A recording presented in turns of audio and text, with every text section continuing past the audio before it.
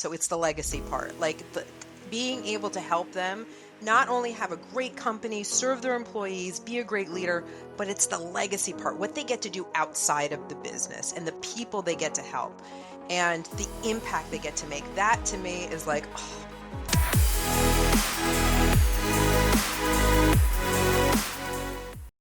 Welcome, everybody, to the Build to Billions podcast, where we guide successful entrepreneurs and investors on the journey from millions to billions. And we believe that the key to scaling and compounding wealth starts every single day with the mindset and practice of stewardship over ownership and applying billionaire biblical principles. I'm Brett Swartz, and each and every episode we join and have with us amazing guests who join us to share their secrets and wisdom. They're entrepreneurs, they're millionaires, they're billionaires. And they're going to give us some great insights today. In fact, our next guest is out of New York. She is the CEO of Next Level and founder of Next Level CEO. And she had a cool, really amazing background of 30 years on Wall Street. She helps high-performing leaders optimize their cash flow, grow their profits, and scale successfully. A lot of businesses have bookkeepers, and they even have CPAs for taxes, but many lack strategic financial guidance to drive growth. That's why I'm excited to have our next guest on the show. Please welcome to the show with me, Debra Angilletta. Debra, how are you doing? Great, Brett. How are you today? Fantastic, great to see you. And for our listeners, get to know you for the first time, would you give them just a little bit more about your story and your current focus?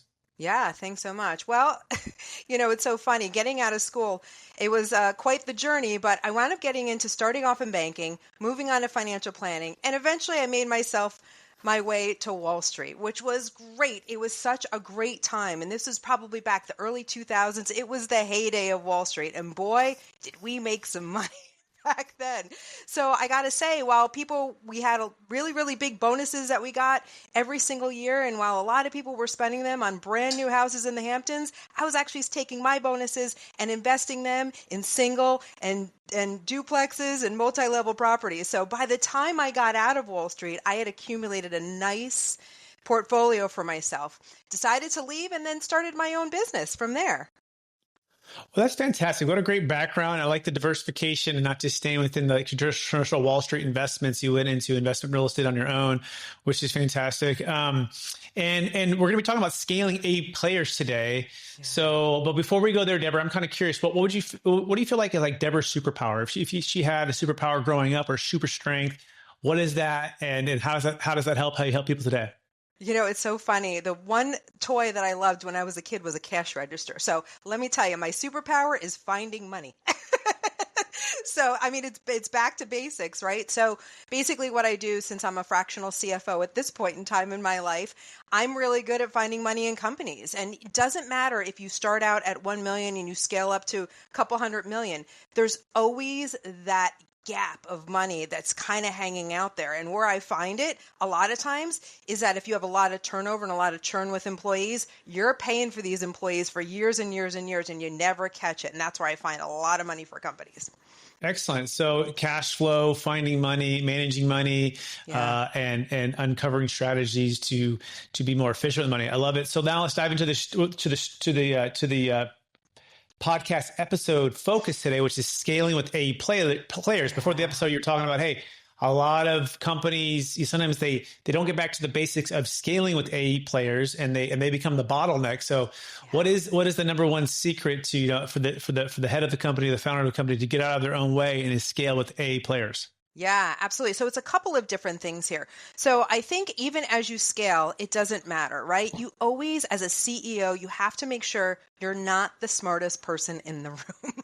I think that's really important. And sometimes that's a little tough for CEOs, right? Because they're the strength, they're the visionary, they're the leader of the company. But you always want to make sure, never fall in the situation where you are the smartest person in the room. So always surround yourself with really, really great people. So this gets into the A players. So even as you scale, and I know a lot of people get affected by this, is the fact that even if you started out with some people that were really, really great at this level, they may not be great up at this level. So really unwinding from some of those employee-employer relationships can be really, really super hard, but so necessary, because if you're growing in the company, they have to be able to grow with you. And if they're not, you've got to unwind from that.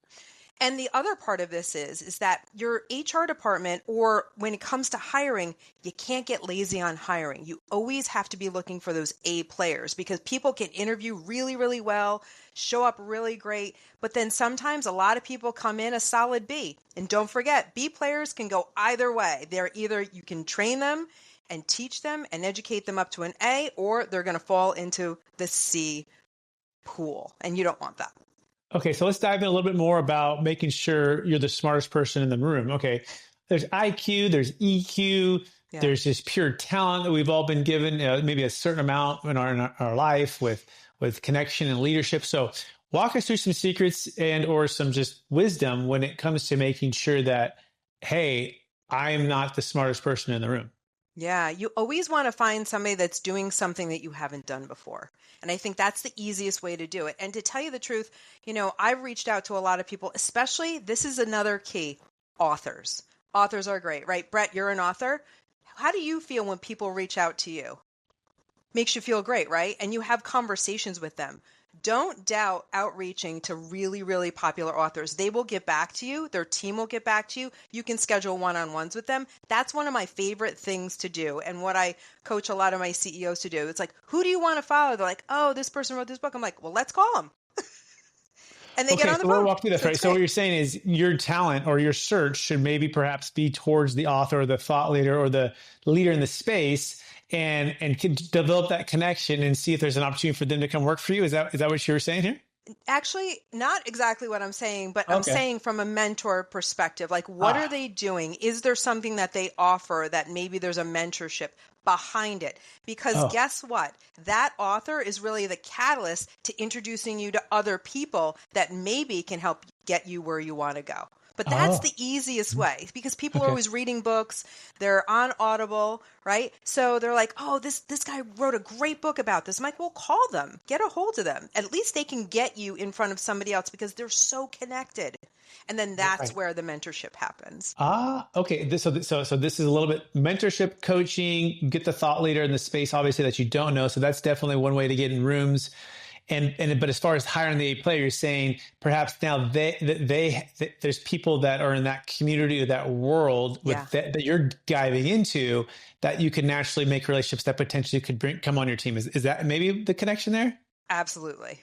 Okay. Oh, that's interesting. Yeah, I never thought of it like that, but that makes sense to you. Yeah, it makes sense to me now that you're saying that. Okay. So, all right. Now here's the part. Now so you think you found the person. Okay. They've done something you haven't done, and you're wondering, are they A or B, or, obviously you don't want to C, right? But you're not quite sure. Is there certain ways that you help, HR to, and or founders to interview in a way of which we're making sure we're bringing A players in and not bringing in me? Yeah. So this is always like the $10,000 question, like, how do you do this? So I think when you have really, really strong recommendations from other A players, so that's why it's so important for you to surround yourself with other A's in your life, because they're the ones that are going to recommend other people that are at the same level. So I think that's where it starts. You can do the personality test. You can give them, a project to work on and check the recommendations and everything else. But I think if you just kind of back it up in just a really simplistic form, where did that recommendation come from? Like, that holds so much weight. And I think that isn't happening enough. Mm. Yeah, that's so true. It's like, if you can find the top A player, they're like they're running with A players, but if you're just out searching and it's not coming from a recommendation, then you're already opening up for potential that it's going to be a B or C player. Is that what you're saying? So not really. So what I'm saying is that if you get a recommendation from a high level player, that whoever the recommendation is, they're probably going to be a high level player too, especially if you need to fill for that position. Okay, great. So that's the first secret. We're going to make sure that we're bringing the smarter people who have done something that we haven't done, and we're getting into circles of which to kind of try to find these folks, maybe go into authors of certain things that we're looking at. Okay, so what's the second secret to making sure you can scale with A players? So another secret is, and I've got a really trusty dusty list over here, is that you want to make sure that some of the people that you're working with, and so this is where it really comes home for what I do for CFO work, if you have someone in your company, especially if you're looking to fill for like a CFO position, one of the big recommendations I make is, because this is the problem that comes up. A lot of times when you hire a CFO in a company, right, when they start having some friction with the CEO, because the CEO is the visionary and they want to drive things forward. The CEO is like, no, stop spending. So it's always that big conflict. But one of the keys here is that if you're hiring a CFO, now there's very, very specific types. There's two different types. There are CFOs who have worked for companies all of their life, or you get someone who's outsourced or fractional to bring in, and they're running their own company. Very different mindsets. So I find when you're looking at a CFO position in that A player space, right, you've got two different mindsets going on. And the conflict is typically because the CFO is running from that compliance playbook, right? But, there's another aspect to it. When you run your own business, you look at things differently, not just through GAAP accounting. So that's where I think one of the other things of what a CEO can do as far as hiring A players, especially for that position, because I know it oh so well, is that looking at it from two different perspectives. I'm not saying that this is chapter and verse, right? But if you found yourself always in conflict with your CEO, get somebody who's had their own business, because they have a very, very different mindset and are going to think more like you. Okay, that's good. So someone who's been an entrepreneur and they tend to be the integrator, or they can be the CFO, the analytical type, the detail, maybe the more, glasses half empty versus half full, right? They're going to complement, but they've been that entrepreneur, they've been that owner. That would be a great complement and or hire for your CFO if you're a hard driving visionary CEO. Is that what you're saying? Correct. Okay, that's interesting. I never heard it put that way. Yeah. And so I guess the practical part is, if you're having conflict with your CFO, perhaps they are the traditional corporate one that is more compliance and is more in the box. I'm wondering, what was the flip side of that? Because there's got to be pros and cons to both sides of those things, right? Absolutely. And it just depends on the personality of the CEO. But this is what I see, right? 50% of the time, you want somebody from that corporate background because you're up leveling to that. But not to say that the person coming in doesn't have a corporate background. But if at some point in time they've had their business, or you're bringing somebody in on an outsourced or fractional basis just to even get started as you're scaling up. Because a lot of businesses in the beginning, they don't start with CFOs, right? They've got bookkeepers, they've got accountants, they kind of keep the business running until they get to that certain point where they hire. So instead of hiring someone in-house, or maybe you've had a conflict or can't kind of get traction with somebody, I find that if you have someone with a similar background that can see and understand through the eyes of the CEO, right? Because the CFO is a very, very specific job. Like, they got to keep the money engine going, and it's a big responsibility. So sometimes it's just not a good match. So it's kind of half and half. Sometimes you want the corporate, sometimes you want the person that has the corporate experience, but also has owned their own business. Yeah, that's the key, right? It should be it should be flowing. And if it feels like it's a big roadblock, you're saying, well, maybe you should focus on a different hire or different approach to that next, you maybe need to replace the CFO, right, with a more corporate one, or vice versa, more entrepreneurial one. But it sounds like if you've got a little bit of both, that might be a good hybrid too. You have some corporate background training, they were an entrepreneur by trade, and they could bring both talents to the table. That might be a good good mix too, right, Debra?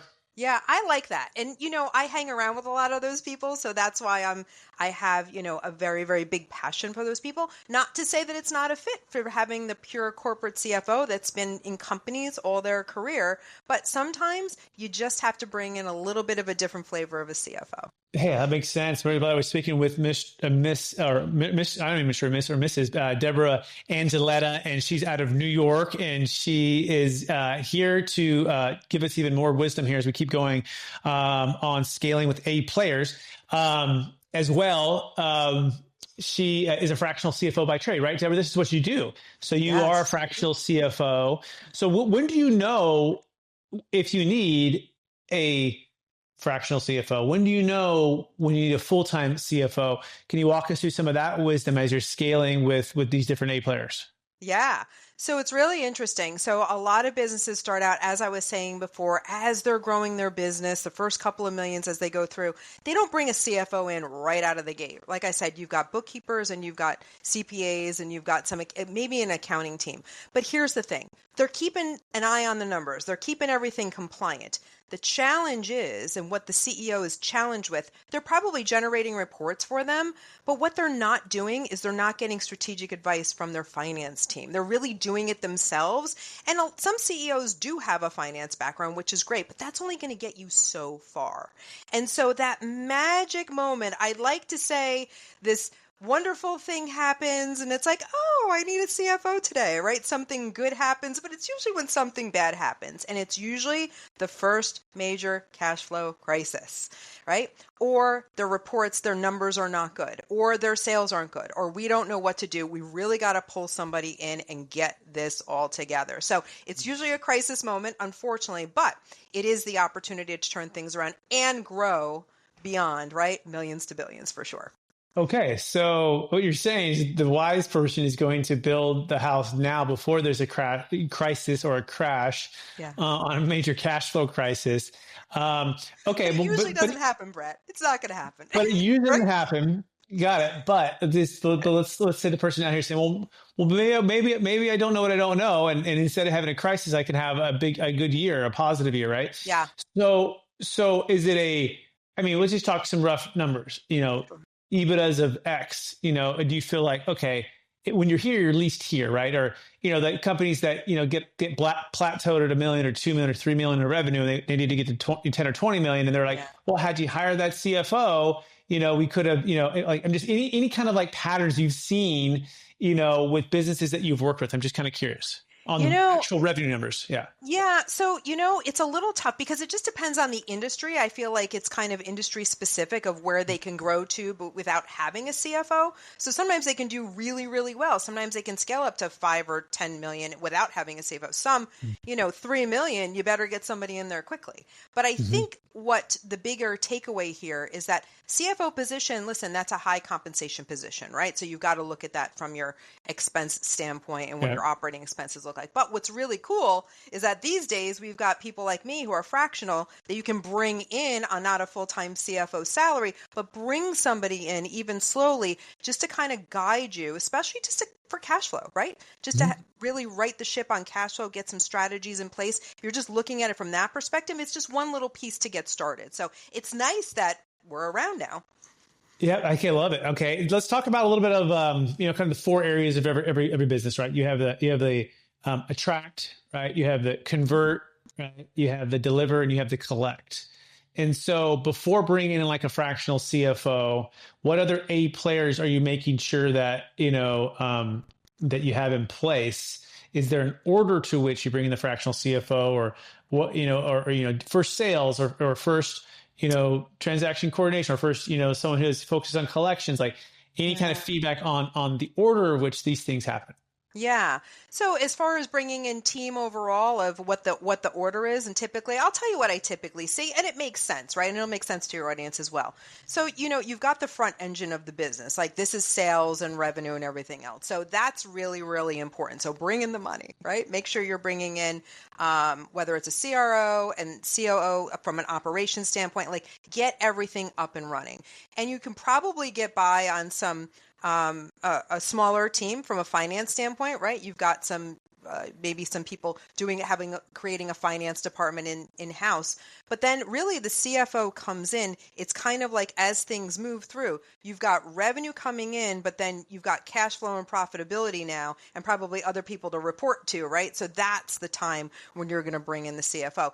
Coming out of the gate, probably not, right? But it's just a matter of putting things in the right order. So revenue generation first, and then the CFO comes next. Okay, let's get really practical now. We talked a little bit of like kind of the big ideas and the overall kind of themes here. So give us like, hey, this is an example of, and this was the industry, and I came in, and this was their challenge, or this was their major crisis, and give us kind of like a case study of how you came in and helped them out. Yeah. Sure. So this was an MSP.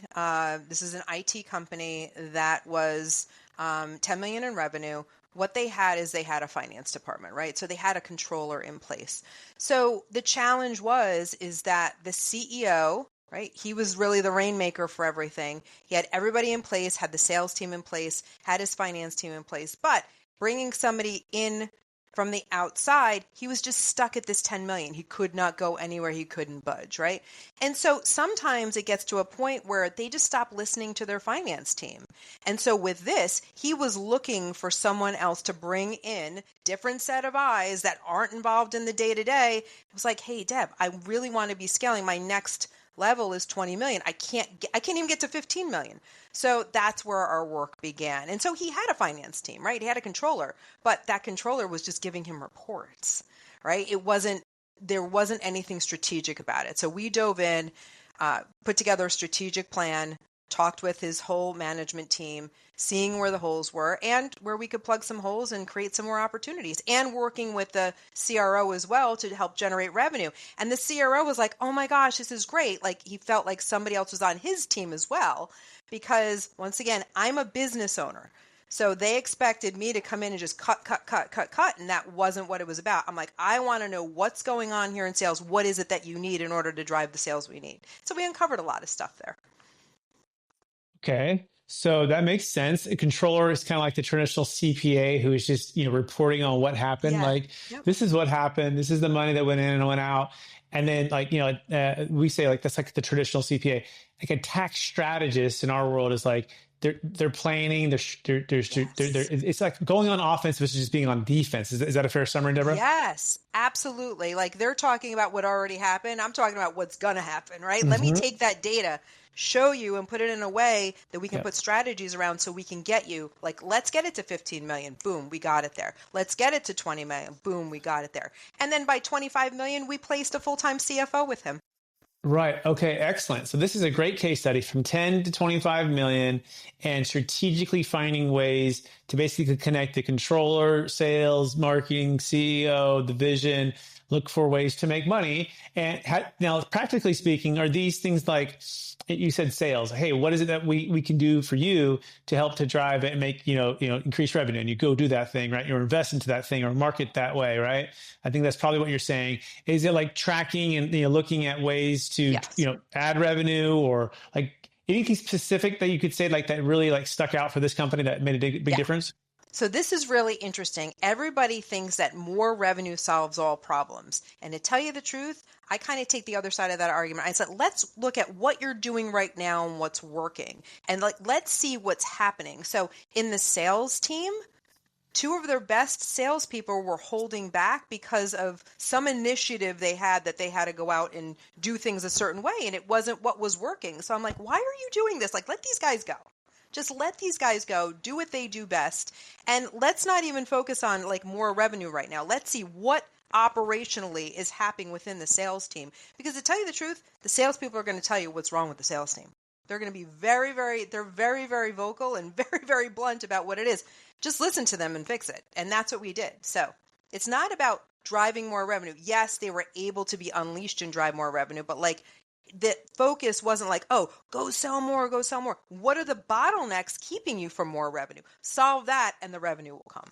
Okay, this is interesting. Yeah, I started Marcus Millichap, commercial real estate selling. It's like 100% commission. Like it had definitely some structure, but you're like basically an entrepreneur at this company, like building this business, 100% commission, big checks, but you hit zero if you hit no zero. So it's like boiler room, cold calls, really, really great place to learn and grow. Love it. Then I went to like the corporate sales, like medical device sales, right? And now it's a whole world of like, the corporate, and the all the boxes and, make sure you fill out all the little things and, you just kind of drown in some of the admin stuff. And so I saw both sides. Go ahead. Thought. And that was one thing we did. We got these 2 sales guys their own admin because putting the information in for the contracts, like that was such a waste and a drain on their time. And that was one of the bottlenecks. They're like, I don't feel like putting this information in. I'm still getting my paycheck, right? If I don't do it. And so they would just slow things down because they weren't doing things right. And then when it came to implementation was mad at sales, right? It's just it's like, just hire an admin for the 2 of them. And they did. And guess what? That's all they did was go out and sell. I'm like, don't keep them in the office for all these meetings, right? Yeah. Death by Yeah. meetings, right? Keep them out in the field. I have an analogy for that. It's like if you have a thoroughbred, you don't drive the thoroughbred. You let the thoroughbred, do his thing, and then you take the thoroughbred to water, and then you let the thoroughbred go do what thoroughbreds do, and so, yeah, I think the key here is that don't waste and drain their energy, right? You got to figure out your sales team. Like, what is it that drains their energy, right? What are the high value activities that are going to drive revenue, that are going to give them energy, right? And momentum is more powerful than all of our leadership resources and strategy combined. And if you're taking the momentum off your sales team, you're literally stopping the lifeblood of your company. And so if there's any way to get rid of them, guess what? Probably 99% of the high driving sales professionals, they loathe the admin work, right? And so that makes perfect sense. So take that off. They can have more energy, more momentum, and the company can explode. What other things, maybe on the other side, right? Maybe not just sales focus or marketing focus. What about the other side? Are you coming in to maybe help out the people that are in operations? Anything come to mind? Yeah, I think creating budgets for their different departments, that's always another big sticking point.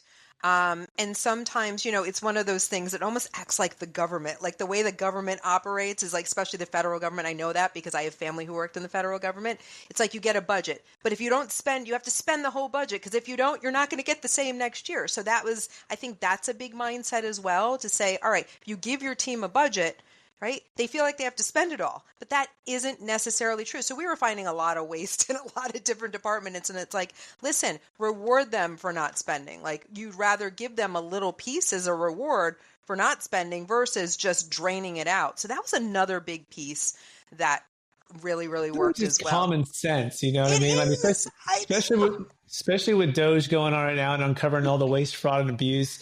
It's really just eye-opening. I think a lot of us, we didn't know to this extent. We knew there was obviously waste going on, but this is just like horrible. And so, like, if you're a private company or you're even a public company, like if I always was curious about that. That the whole budget thing. And if they don't spend it, they lose it. And then they just end up wasting. It just seemed counterintuitive. So, okay. So really incentivize them for making great decisions with the budget. Yes. Right. And then also incentivize them for not spending when it doesn't make sense. Like, I mean, is that what you're saying? Correct. Yes. Yeah. And just change the rules of the game. And like you said, it's really common sense and kind of like back to basics. Yeah. Okay, great. What questions haven't I asked you so far about A players or scaling that you think would be a great one before we move on towards the next part of the show? So let me think about that for a moment, because Brett, you've done a really, really great job with this topic, right? We were riffing a little bit before, talking about the topic. So I'm glad we had a really, really great conversation here today. And you've done a great job of asking all the great questions. I think when it comes to A players, let me think about this for a moment.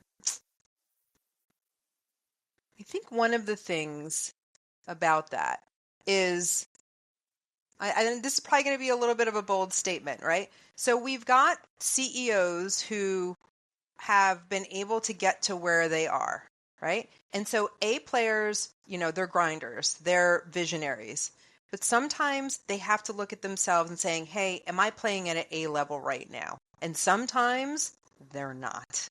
And so I think recognizing that and having self-awareness around that to say, hey, listen, if you don't feel like you're playing at your A level, then let your COO or your president kind of fill the gap right now. There's all sorts of things that happen, like normal life. Like, I remember, just as an example, I had a client who was just grinding his company out, and he had a really, really big life change. And the problem is that he just wasn't focused. He was not playing at an A level. He had a major loss in his family. So he just wasn't playing at that level anymore. And so bringing in, and that's what's so great about surrounding yourself with other A players, put them in the game. Put them in the game. And if you have those people in place, that's what they're there for. And so it also helps someone to help recover and heal and do what they have to do. Or I had another situation where a CEO got sick and was actually out for 6 months and just disappeared from the company. But because he surrounded himself with other A players, the company was still able to function. So that would be my last comment on the A players. Honestly, I think it might be the best wisdom, because that is so key, right? Having the humility and the awareness that, hey, if you're if you're not playing your A game, if you're not showing up and delivering, right? Maybe it is, you want to sub, I don't know, taking a break, how that looks. They could look in a different company and let the other A players. But I think also too is like just the legacy part. Like at some point, you really want to, right? Like, work like fire yourself in the sense that if you can keep replacing yourself, eventually that's how this company can scale without you, right? Is by getting these leaders to be able to do those things. So you got to put them in the positions to perform. So even if you're not performing, you still should be finding ways. What is it saying? 80% done by someone else is better than 100% done by you. It's like this type of mindset. Don't wait until the crisis to have to sub out. But at the same time, if you could have a health crisis, or you could want to go on a sabbatical or whatever it might be, the mindset should be, how can I bring in other leaders? John Maxwell says it well. He's like leaders never travel alone, meaning like when you're in these meetings, you're in these high stake deals or all the stuff you're doing, always have somebody that you're mentoring and leading and developing so that they can take over the reins if and when you're out. Is that a fair summary? Absolutely. I couldn't have said it better myself, Brett. Okay, excellent. Let's shift a little bit. You mentioned a little bit of Wall Street in the beginning. You mentioned real estate investing. Yeah. You mentioned transitioning and then starting a business, right? So one of the things that we specialize in is what's called capital gains tax solutions. And we find that the entrepreneur wants to be able to make moves, whether they're selling their stock, their business, their real estate, their primary home, and they get trapped in the old way of doing things, meaning like, hey, I want to be a business owner. I want to start this massive business, but I can't 1031 out of my real estate into this business. And so they either just hold on or they just sell and pay the tax. And you being in New York, New Jersey, and I'm originally from California, like they crush you with the tax. It's somewhere between, minimum probably 37%, but with depreciation recapture can be, 45, 50%. And you just get hammered with this tax. So I'm curious, from your standpoint and your expertise, what's been the biggest frustration when it comes to capital gains tax, and maybe even when you exited your properties that you had purchased? So the biggest frustration is having to deal with it, and I got to find professionals like you. I mean, honestly, this is not my forte here, but I know enough to go find somebody to go help me to do it. Yes. But it's frustrating when you're in these states that are so highly taxed, right? It's really, but it's so funny. I was talking to my financial planner yesterday. In the grand scheme of things, we're actually, if you look back, Brett, funny enough, we're probably in a time we used to have a time of like different brackets, right? Of taxes and whatnot. It still sucks no matter what, right? So we're in probably a lower tax environment than we've ever been, but who wants to give all that to the government? Nobody wants to. But that is why, once again, you got to surround yourself with A players, right? And I've got to surround myself with the Bretts of the world. So that's what I do. Thank you, Debra. And people want to learn more about what all of what I just said means. Is you literally can now sell a business, real estate, stock, public or private, primary home. You can defer all of the capital gains taxes. And the best part as an entrepreneur, or we call purpose-driven investors, is you can then turn around and invest into another deal or start a business, all tax deferred. And it's an amazing thing. No timing restrictions, no like-kind replacement requirement. Overpaying for a property that you didn't want to buy anyways because you're tired of the toilets, trash, termites, and no more like just sitting on all of this wealth that is stuck into this deal and not selling because of the capital gains tax. You can harvest that wealth and then still defer the tax and then turn around and produce cash, put into cash flow and producing assets, or start your own business venture. If you want to learn more, go to capitalgainstaxsolutions.com. It's capitalgainstaxsolutions.com. Okay, that being said, Debra, are you ready for the lightning round? Sure. Here we go. Knowing what you know now, if you can go back to your 25-year-old self, what's the one gold nugget make sure to tell yourself to do? Make sure you find a mentor. Perfect. Question number 2, what's the number one book you recommended or gifted the most in the past year? Oof. Buy Back Your Time by Dan Martell. Love that book. Question number 3, what are you most curious about right now?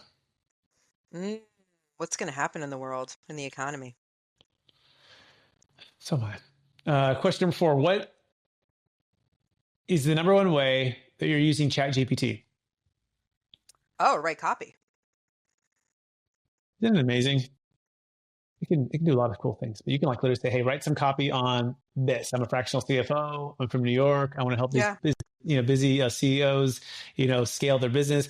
And it'll write, 3-5 email sequence. It'll write Instagram, LinkedIn post. It'll write blog post, and you edit it and you put your flavor to it and different things. But I mean, it's just phenomenal. So It is. Love it. Yeah. Next question. Number one leadership quote or theme that you strive to live by. Oh my gosh. I think oh man, it's the one thing I always say, and I think, was it Henry Ford that said it? If you say you can or you can't, you're right. Yeah. If you think you can, if you think you can't, you're right. Yeah. So you always have to make sure you're framing everything in the positive tense. Mm-hmm. Awesome. Next question. Favorite part about helping CEOs and founders scale their business? Oh, you know what? This is the part that gets to the ooey gooey part of my heart, because I get to see them do such great things on the other side. So it's the legacy part, being able to help them not only have a great company, serve their employees, be a great leader, but it's the legacy part, what they get to do outside of the business and the people they get to help and the impact they get to make. That to me is it's the best. Phenomenal. Debra, one last question. But before we go there, I just want to thank you for being on the show, for sharing your wisdom with us, sharing us with tons of practical things that we can do today about scaling our business, bringing in A players. And so I want to just thank you for being on the show and spending some time with us here today. Here's the last question. So after all your success helping all the people you've helped, what's the best way that you practice a mindset of stewardship over ownership? And what any parting words you have with us before we go? Honestly, I take out time in the morning. I get up really early in the morning and I do my gratitude practice every morning. I write it out and I say it out loud. And I feel like the gratitude is the foundation of it all, because it's not worth doing if you're not thankful for it. Awesome. Well, thank you, Debra, for being on the show. For our listeners who want to get in touch with you, would you remind them one last time what's the best place for them to find you? Yeah, it's Debra at debraangilletta.com, or the website's debraangilletta.com. 2 L's, 2 T's. Awesome. Thank you, Debra. I also want to thank all of our listeners for listening to another episode of the Capital Gains Tax Solutions and Built to Billions podcast. You might have noticed we're actually recording on both podcasts. It's the same podcast, but it's two different channels. Because we have amazing guests that kind of cross over. So we are focused like a laser on scaling businesses for ourselves and for all of our listeners from millions to billions, so we can give more, all of it away. And kind of what Debra said, more of even yourself, because you have more freedom, more time, more energy to give more of yourself to your family, or your community, or the things that you're passionate about, and also give more, financially to the causes you believe in most. Help NVPs make a bigger impact in the world. I want to encourage you to share this episode with someone it can bless and encourage today as well. Check out the book, Building a Capital Gains Tax Exit Plan, if you have a massive multi-million-dollar exit and you want flexibility as an entrepreneur or an investor to invest on your own terms, all tax deferred. Check that out on Amazon or go to capitalgainstaxsolutions.com. It's called Building a Capital Gains Tax Exit Plan. We so appreciate everyone out there listening or watching on YouTube. We'll talk to you all again real soon. Bye now.